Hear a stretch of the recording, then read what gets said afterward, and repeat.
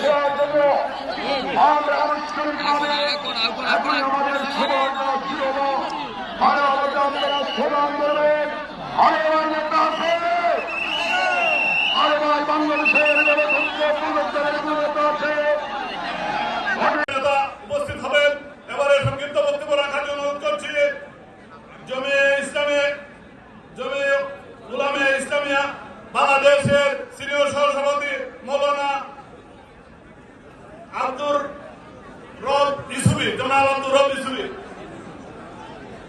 আসসালামু আলাইকুম ওয়া রাহমাতুল্লাহ। আগামী 12 তারিখের পর যে সরকার প্রতিষ্ঠা হবে, আমরা আমাদের দলকে নির্বাচিত করে দেশের সেবা করার জন্য, জনগণের সেবা করার জন্য আমরা সংসদে পাঠাবো।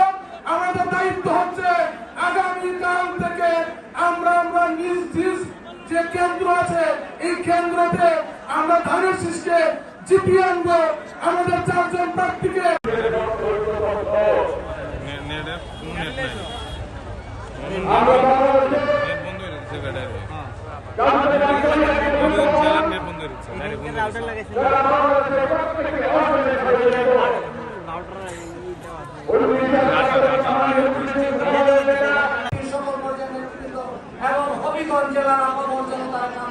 আসসালামু আলাইকুম।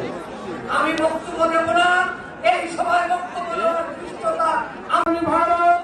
আমরা 17টি বছর এই ফ্যাসিস্ট আওয়ামী লীগের বিরুদ্ধে আন্দোলন সংগ্রাম করে আমরা আজকে এই ফ্যাসিস্টের বাংলাদেশের মাটিতে